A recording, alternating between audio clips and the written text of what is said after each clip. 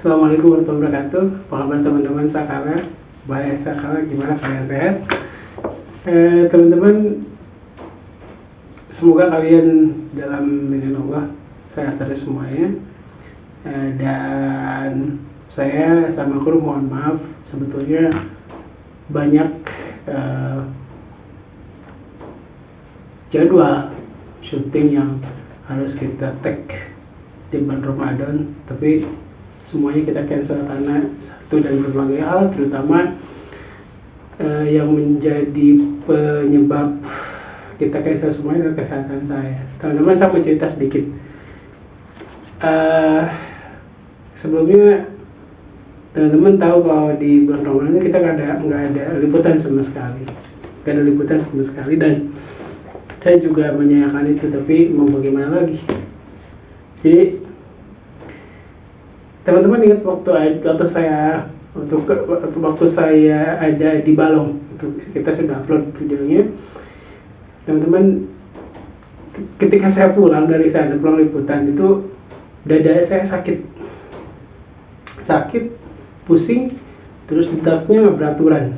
Itu tempat lumayan jauh juga sebetulnya, dan saya nggak tahu fisik saya kok nggak enak pada waktu itu.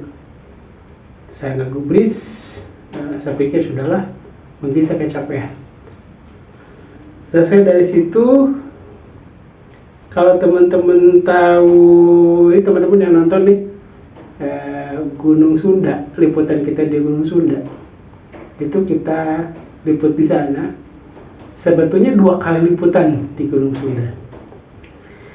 Satu video itu terhapus, entah bagaimana caranya, tapi semuanya kehapus. Sampai aja kita liputan lagi. Dan liputan kedua ini kita eksplor semua dari sudut sampai sudut. Cukup menguras tenaga kita, cukup menguras energi kita juga. Selesai shoot hari itu, kita pulang. Saya ngerasa aneh di badan saya, agak panas di dada, sakit, batuk. Batuk itu bertahan cukup lama, sampai hampir 2 minggu. Saya pikir ini kenapa? Saya awalnya mungkin ya goib lah ya. Saya berdoa, tapi tetap masih batuk. Kayaknya saya beli obat warung yang biasa, tetap juga batuk. Dan itu cuma malam hari aja, teman-teman. Jadi batuk itu yang gak berhenti itu cuma malam hari aja. Siang totally enggak sama sekali. Nggak pernah batuk. Bahkan even sekali saya cough tuh nggak pernah. Tapi di malam hari itu batuknya wah. Sampai kita di shoot yang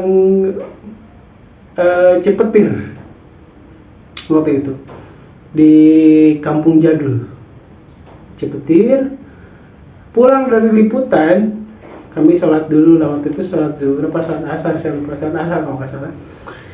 Kebetulan saya ngimamin sholat asar, dan kameramen saya bilang, "Om, kenapa gemeteran?" Saya juga nggak tahu kenapa gemeteran gitu, kaki gemeteran terus tangan gemeteran.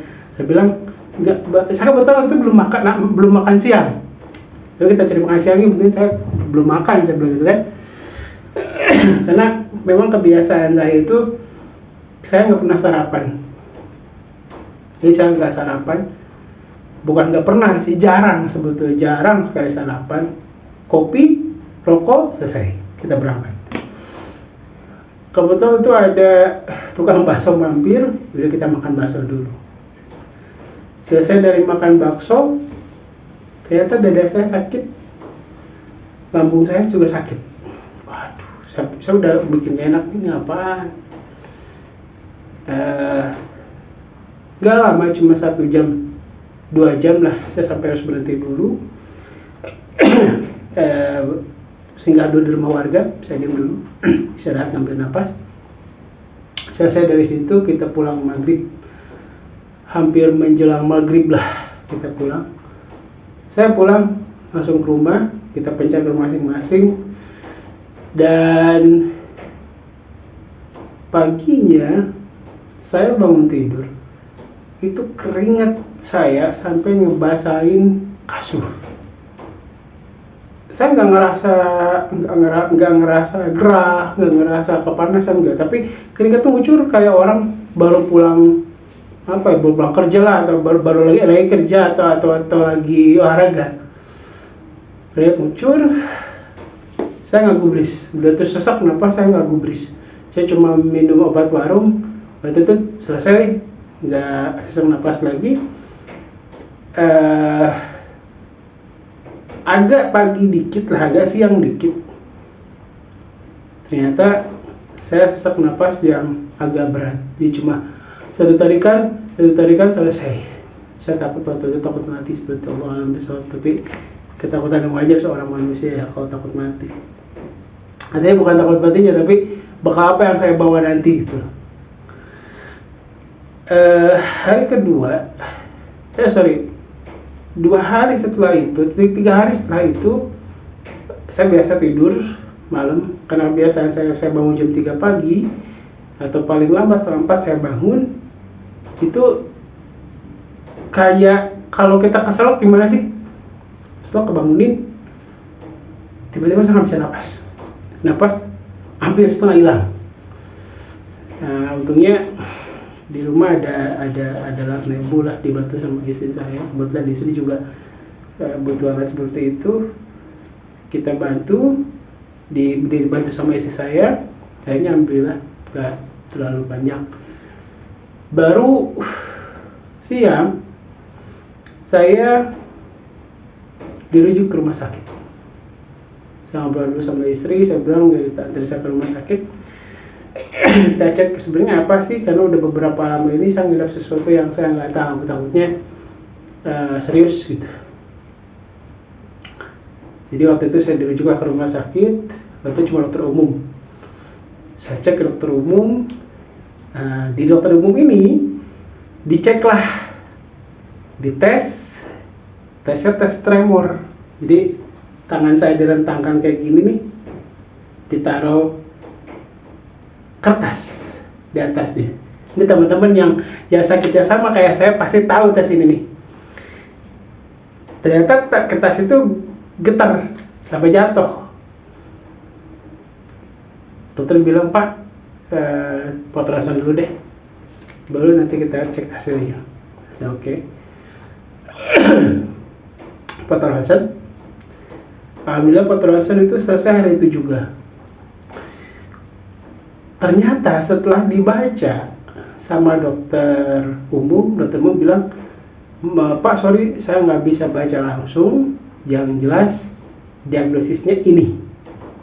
Saya bilang oke dok, saya harus kemana? Coba bapak ke dokter dalam besok. Saya bilang oke. Besok saya ke dokter dalam, saya cek ke dokter dalam, saya kasih hasil ronsen, dan hasil ronsen itu hasilnya adalah jantung kiri saya udah bengkak. Jadi itu tadi buat teman-teman yang masih merokok, kurangi kalau bisa, udahan deh, nggak usah merokok deh. Kalau boleh, kalau bisa, kalau nggak pun ya terserah teman-teman. Cuman yang saya rasain memang seperti itu. Jadi jantung saya bengkak di sebelah kiri, kemudian paru-paru saya sudah infeksi. Dokter masih belum bilang tuh sakit apaan. Sampai saya bilang, dok, kok saya keringetan ya keringetan tanpa alasan gitu, gak olahraga, cuma diem tapi keringet ngucur. Dokter bilang, mas, malesnya didiagnosis hipertiroid. Jadi teman-teman, gejala dari awal yang saya ceritakan sampai tadi ternyata saya mengidap hipertiroid. Hipertiroid ini salah satu dari autoimun, tapi memang tidak terlalu parah. Cuman masa penyembuhannya agak lama. Jadi saya harus makan obat itu 3 bulan. Dan yang saya rasain ketika saya dapat diagnosis itu, baru saya sadar, dan akhirnya stres. Parah lah penyakit saya masuk GD sampai 1 minggu. GD itu perawatan intensif, EKG, napas oksigen dan sebagainya. Pokoknya alat pendukung kehidupan yang karena waktu itu Azumin Dalik ya. Alhamdulillah Allah masih kasih saya umur, dan waktu itu terus terang kayaknya saya di ujung tanduk deh buat meninggal, takutnya seperti itu gitu tuh. Kalau teman-teman tahu sakitnya kayak gimana, yang pernah ngerasain hipertiroid dan waktu ada di puncak sakit, dan saya termasuk orang yang terlambat menyadari itu. Akhirnya di puncak sakit itu, tahu nggak teman-teman tuh, obatnya itu jarang sekali. Kenapa? Karena orang hipertiroid itu katanya jarang. Jadi satu Sukabumi ini bapak saya itu nyari obatnya nggak ada sampai tengah malam. Ternyata alhamdulillah dapat di Cianjur, di salah satu rumah sakit Cianjur, langsung dibawa. Obatnya cuman botol kecil, itu kita kasih tetes beberapa mili sama dokter. Alhamdulillah. Jadi waktu itu kenapa saya setelah menyadari, karena cuek. Jadi bagi teman-teman yang punya gejala-gejala tertentu, sakit apapun itu, langsung periksa ke dokter. Jangan sampai telat kayak saya, ternyata racunnya sudah mulai menjalar ke tubuh saya. Nah dari situ saya istirahatlah di rumah sakit selama 10 hari. Hari ke-10 tuh pulang, jadi 9 hari, hari ke-10 saya pulang. Itu di rumah sakit, saya udah bisa apa-apain, udah pasang kateter, udah pasang EKG, udah pasang, nanti coba lihat teman-teman foto-fotonya, di upload foto-fotonya saya kasih kayak gimana posisi saya waktu itu, dan itu antara hidup dan mati saya. Walau tapi saya ngerasain itu gitu, dan sakitnya luar biasa. Yang saya rasain itu terutama di bagian lambung sama dada. Saya sama sekali nggak bisa nafas waktu itu. Kalau nggak dibantu sama alat bantu pernafasan, selesai tamat.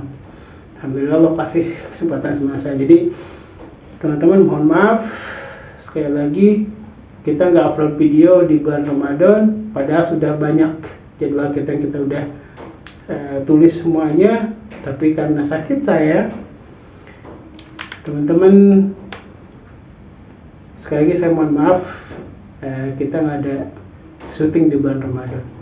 Tapi next time doakan saya lekas sembuh. Sekarang saya lagi ada di masa penyembuhan nih, selama 3 bulan ke depan saya masih agak penyembuhan, ada di masa fase penyembuhan. Doakan saya sehat, kita segera syuting lagi. Sebetulnya saya juga pengen cepat-cepat habis selesai lebaran lah, saya agak enakan badan, kita shoot di tempat-tempat yang lain yang sudah kita rencanakan.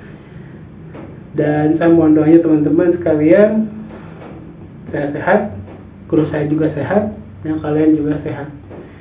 Di teman-teman, sekali lagi yang merasakan hal yang sama, gejala yang sama seperti yang saya ceritain, jangan ditunda-tunda, cek langsung ke dokter supaya kalian bisa cepat tahu dan gak terlambat apa yang terjadi sama tubuh kalian. Oh iya, hipertiroid itu dipicu sama stres berlebih sebetulnya. Stres berlebih, kekhawatiran berlebih, terus kecemasan berlebih. Memang selama beberapa kurun waktu ke belakang ada sesuatu yang saya cemaskan, gitu. Ada sesuatu yang saya takutkan gitu. Dan stres, kalau udah stres pasti ngopi dong sama rokok.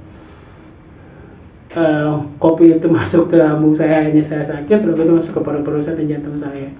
Jadi kita nggak fit, hanya dibantu sama rokok sama kopi. Makin parah lah sakit saya. Tapi alhamdulillah berkat doa kalian, doa orang-orang yang saya sayangi, bantuan orang-orang yang saya sayangi, dan bantuan kalian yang terima kasih sudah menengok saya waktu di rumah sakit. Saya doakan kalian semoga sehat. Dan terima kasih banyak teman-teman. Nantikan video kita berikutnya. Doakan saya selalu sehat. Assalamualaikum warahmatullahi wabarakatuh. Stay with it. You don't need to water it down. No one else has the same story. Stay with it, please. Stay with it, please. You can't take all the time that you need. I know that you worry.